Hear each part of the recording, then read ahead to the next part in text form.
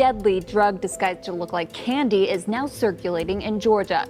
It's called rainbow fentanyl. It was 5:14 a.m., hours before the sun even thought about rising over Jefferson, Georgia, when the quiet was pierced by the low growl of heavy engines. In an instant, a flashbang detonated, its concussive blast ripping through the block like a sudden crack of thunder. Smoke filled the air as red and blue lights splashed across the rain-slick pavement, and tactical teams burst forward, their shouted commands slicing through the last traces of calm. Unfortunately, the packaging on a lot of drugs is kind of becoming flavorful and desirable by kids, and we're seeing a lot of issues with unexpected overdose. The emergence of these pills marked a turning point. FBI, let me see your hands, a voice shouted as a search warrant was called out in the distance. The wail of sirens rolled through the darkness, jolting the entire neighborhood awake. But no one realized they were witnessing the front lines of a silent war, one that had quietly crossed the border and settled into their streets. If you think men carrying grenade launchers don't belong in American suburbs, and you want to see how this mission exposed a massive threat most people ignore, hit subscribe right now, because this story will change how you see policing. In a heartbeat, armored bearcats sealed off both ends of the street. The show of force was overwhelming. FBI, SWAT, Homeland Security, and the DEA's Athens Task Force moving in perfect sync. This wasn't just a raid. It was the opening move of Operation Take Back America, a sweeping federal strike targeting a drug network entrenched deep in Georgia's college towns. When agents breached the door, they found far more than they expected. The kitchen table was stacked with plastic-wrapped bricks of cocaine and methamphetamine. Nearby, a tray of fentanyl powder had been knocked onto the floor, the deadly dust shimmering under tactical lights. But the real shock was the arsenal. 26 firearms in total, 12 AR-15 rifles, a dozen pistols, and hidden beneath a bench an actual military-grade grenade launcher. Or in the garage or wherever, that particular area, and find this amount of drugs, especially. Agents recovered multiple types of narcotics, both in pill and powder form. This wasn't a routine drug bust. It was a paramilitary outpost disguised as a quiet suburban home. The air reeked of chemicals and gun solvent. Maps pinned to the walls traced smuggling routes stretching from Mexico straight into Georgia. Sticky notes were plastered everywhere, covered in coded names, payout amounts, and phone numbers. That was the moment federal agents knew they were looking at cartel-level warfare operating right under everyone's noses. 4 months, intelligence teams had been tracking suspicious wire transfers and encrypted communications, linking Athens and Atlanta to offshore accounts. Now they had the smoking gun. The alleged ringleader was a 48-year-old Mexican national known as Cheito, heavily tied to the Sinaloa cartel. He'd served time for trafficking before, but instead of disappearing after his release, he adapted, reorganized, and evolved. Wiretaps revealed his crew was using student rental homes as stash houses and laundering drug money through local businesses, blending a transnational criminal operation seamlessly into everyday American life. A massive drug bust at the port of Houston. Officials say they stopped more than 1,000 barrels of chemicals from China headed to Mexico's Sinaloa cartel. Surveillance cameras caught couriers quietly swapping packages in parking lots just steps from the University of Georgia. To neighbors, they looked like ordinary delivery drivers. To federal investigators, they were frontline operatives for a foreign criminal empire. For years, they blended in among families, students, and teachers without triggering a single alarm. But what unsettled investigators most wasn't the cash or the weapons. It was the criminal histories. Many of the suspects had already served long sentences for major drug offenses, only to walk free and immediately return to the trade. These weren't low-level hustlers. They were hardened, armed career criminals sitting on enough fentanyl to kill nearly 7 million people. The question haunted agents: how many more stash houses were still hidden? Before dawn, 13 federal and state agencies launched coordinated raids on 12 locations across Athens, Atlanta, and Jefferson. One agent described it as slow-motion urban combat. Every team breached at the exact same second, cutting off any chance of warnings or escapes. Inside, the scale became clear.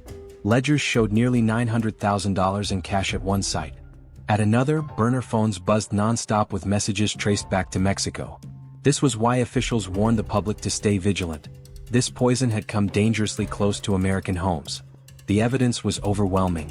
A major foreign cartel had established a regional command center in the heart of Georgia. After the streets fell quiet, agents knew better than to celebrate.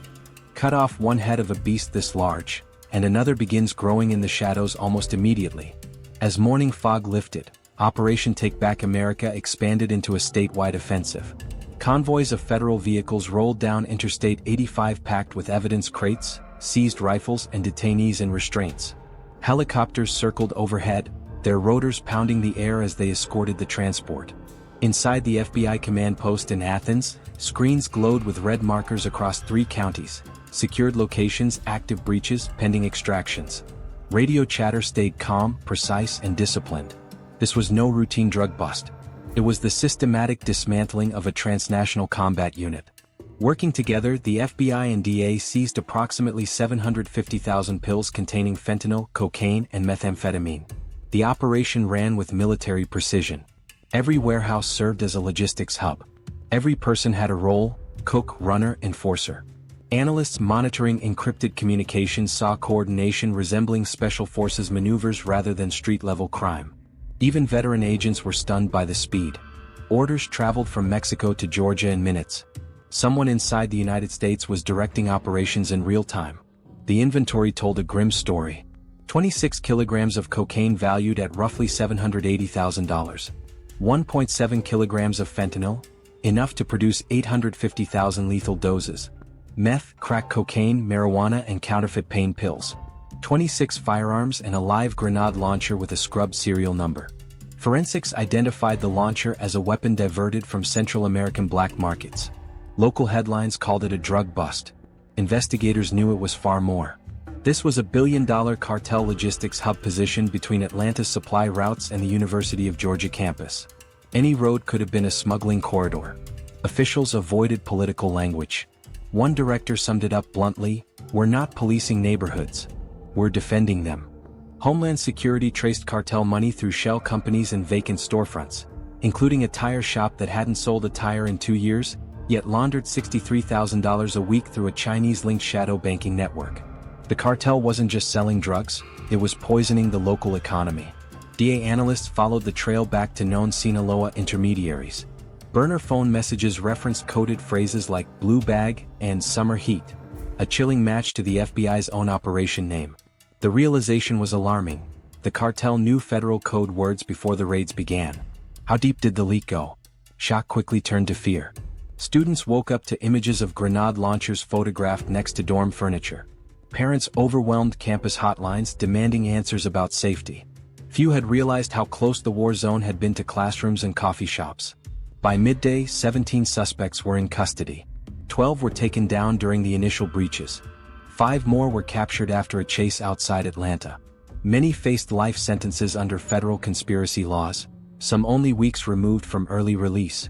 A veteran agent broke the silence during the debrief: "We're fighting the same soldiers twice."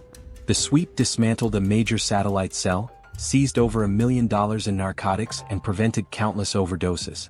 But no one felt comfortable calling it a final victory. The network extended across state lines, still feeding the beast. As night fell over Athens, transport vehicles rolled toward federal lockup.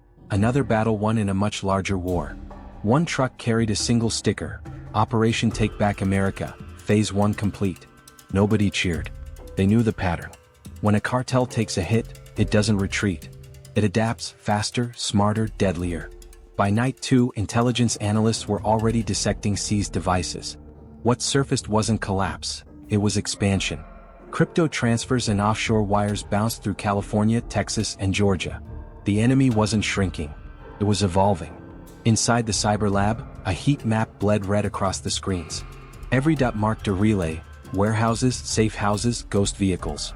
Data speeds confirmed the truth. The command centers were still active, just buried deeper. Then at 7:45, a message slipped through: "Phase 2 delayed.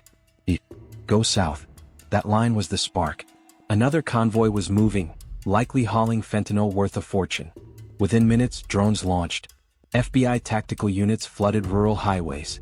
Thermal cameras scanned tree lines. Under a dense canopy, trucks sat idling, engines still warm. If they reached Interstate 85, the poison would vanish into America's bloodstream. Roadblocks snapped shut. Black SUVs swarmed the county line. Night vision goggles clicked on. Shoulder mics crackled. Intercept. Lights exploded. Engines roared. The hunt was on. The first truck surrendered. The second tried to ram the blockade. It didn't make it. Inside the trailer, Brick after brick of compressed powder, packaged exactly like the Athens seizure. Hidden compartments revealed rifles, pistols, and a stripped M203 grenade launcher. The cartel wasn't backing down. It was rearming. Live data streamed to headquarters. Confiscated phones were cross-checked against federal warrants. One number kept resurfacing, masked behind dozens of aliases. They called him Tumor. Sometimes Blue Light. The burner traced straight to Culiacan, Sinaloa. This wasn't a satellite operation. Georgia was a direct extension of cartel command in Mexico. DA analysts uncovered another layer: dirty money laundered through crypto exchanges hidden behind American shell companies. Blockchain spikes aligned perfectly with drug shipments. Product became cash in real time. Every digital pulse represented a life at risk. At 21:30 hours, Federal Command issued a quiet order: lock it all down. Cyber units froze 7 digital wallets holding over $900,000 in drug profits. Warrants followed for underground banking rings tied to China. For the first time, the cartel's global cash flow was being cut, account by account. Then came the warning. That night, a deputy spotted drones hovering over a police evidence lot. They vanished before capture, but one detail stood out: each drone carried a cargo hook. Custom-built. Designed to steal hard drives. The message was clear: we see you. By morning, Operation Take Back America had become something else entirely. What began as a drug bust had turned into a full-scale intelligence war spanning 5 states and 2 borders. At 4:30, mist clung to Jackson County as squads regrouped inside a converted warehouse. Screens flipped from red to green. Target zone secured. Evidence tables sagged under sealed crates: 26 kilos of cocaine, 1.7 kilos of fentanyl. Fake pills. Street value, over $900,000. But the agents didn't care about numbers. Every seizure meant a life saved. An ICE commander scanned the weapons log: 12 rifles, 14 pistols, and the grenade launcher. If that had gone off, he said quietly, we wouldn't be counting arrests. 17 suspects were taken into custody. Charges ranged from drug trafficking to illegal weapons possession and coordination with foreign crime syndicates. The kingpin faced life. His crew was next. At the press conference, the U.S. attorney spoke calmly: today proves that unity terrifies those who profit from killing Americans. Behind him, confiscated weapons sat like trophies from a battlefield. Yet deep in lockup, one sealed box waited: a rugged hard drive. Partial data recovered. 3 words flashed before the screen went dark: Phase 3. Path set. The battle wasn't over. It never is. As dawn broke over Jefferson, fog lifted briefly under pale amber light. A helicopter thundered south toward a new target. Across command centers, a final warning glowed: syndicates change. So do we. America is not backing down. This wasn't just policing. It was national defense.